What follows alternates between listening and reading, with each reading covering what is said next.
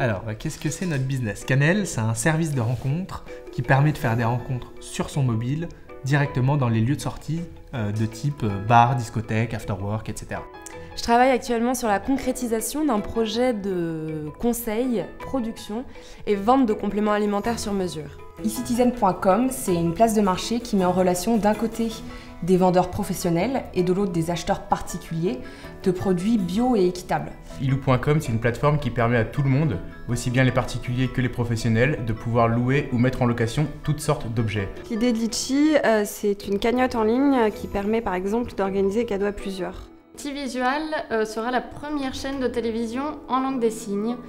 Ce sera une chaîne 100% accessible, c'est-à-dire qu'elle sera accessible aux sourds, aux malentendants et aux personnes entendantes, puisqu'elle sera également sous-titrée et doublée en voix off. U-Fédération, en fait, c'est le premier site qui va permettre à chaque internaute de créer gratuitement son propre salon de discussion multimédia qui s'appelle le U-Chat. Depuis quelques temps, on a aussi commencé à commercialiser une solution pour les entreprises qui s'appelle le U-Pro et qui en fait va permettre à chaque entreprise de diffuser un événement direct sur Internet et d'animer, fédérer sa communauté online. On a créé deboard.com, c'est une plateforme de cours en direct par vidéoconférence. Donc tu as le prof et l'élève qui se retrouvent directement sur Internet et qui peuvent communiquer avec webcam, microphone et un espace blanc partagé qui vous voit tous les deux en direct. Et notre spécialité, c'est un peu d'être dédié aux mathématiques. Alors donc notre projet, c'est voyage.1euro.com. Le principe du projet, c'est d'avoir créé un site qui permet à tout le monde de gagner des voyages pour deux partout à travers le monde pour la somme de 1 euro. L'idée, elle a germé, donc on est tous amis d'enfance, on était au lycée ensemble et elle a germé assez naturellement. On a commencé à y penser parce qu'on voulait partir loin, très loin, pour pas cher du tout. En fait, on était assis à la terrasse d'un café. Il y avait une fille en face qui était assez mignonne. Et en fait, on voulait l'aborder, mais bon, deux grands timides comme on est, on n'a pas trop osé aller de l'avant. Et c'est là qu'on a eu l'idée de lancer un service qui puisse nous présenter des personnes directement dans des lieux, donc que ce soit un bar, un café ou une boîte de nuit par exemple. On voulait monter notre boîte, on voulait être des entrepreneurs, mais l'idée magique, on l'avait pas forcément. Et monter sa boîte, réussir, c'est pas forcément avoir une idée, mais c'est au contraire réaliser concrètement des tas de petites intuitions, des tas de petites idées qui nous viennent de tas de gens. Gabrielle et moi, nous sommes sœurs et nos parents sont sourds. Donc on a toujours traduit la télé, toutes les émissions, que ce soit les infos, les séries, les films. Est apparu ensuite le sous-titrage, c'était un plus, d'accord.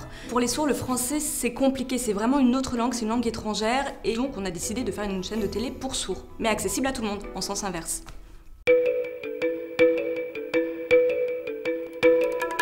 J'ai une petite anecdote, c'est que j'étais pas du tout préparé encore, c'était au tout début, quand je venais d'entrer à l'incubateur. Et j'étais à un cocktail où il y avait beaucoup d'entrepreneurs. Et Guillaume, sans me prévenir, arrive et il me dit « Tiens, je te présente tel entrepreneur et puis tu vas le pitcher sur ton projet. » Alors forcément, j'étais pas préparé.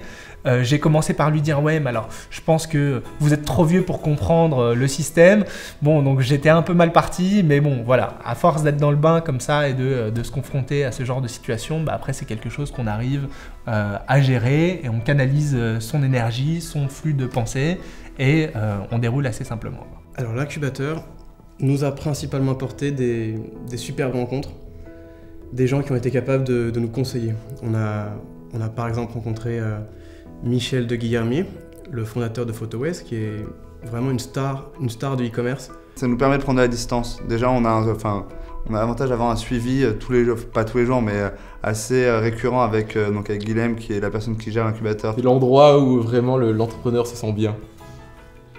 Voilà, c'est une sorte de terre d'accueil. L'incubateur, d'abord, c'est pas être seul, c'est être entouré. Être entouré d'autres personnes, d'autres entrepreneurs, de jeunes qui sont là et se battent pour leur idée, comme nous. Donc on a des problématiques communes, ça peut être des petits problèmes à de grandes questions existentielles. On a aussi des moyens d'accéder à des séances sur plusieurs thèmes variés, comme la communauté sur Internet, le référencement. Le business plan, on arrive, on ne sait pas forcément comment le faire. On a besoin de financement, on ne sait pas par où commencer. Surtout, ce qu'il ne faut pas oublier, c'est les week-ends incubateurs. Donc là, on part tous en équipe, dans le Jura. C'est des grands moments de travail et aussi de plaisir, vu qu'on est tous là, on s'amuse, on fait de l'acrobranche, du ski.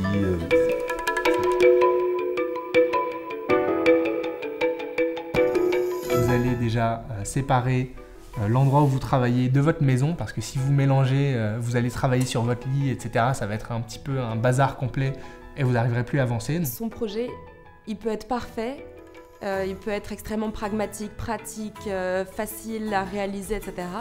Il faut qu'il ait une âme. Croire en son idée, ça peut paraître un peu simpliste, mais en fait, on va passer 1 an et demi, parfois 2 ans avec une idée sans qu'elle soit réalisée, sans que ce soit une entreprise qui génère du chiffre d'affaires. Aussi savoir s'entourer des bonnes compétences. Moi, je sais que j'ai une compétence qui est plus commerciale, marketing.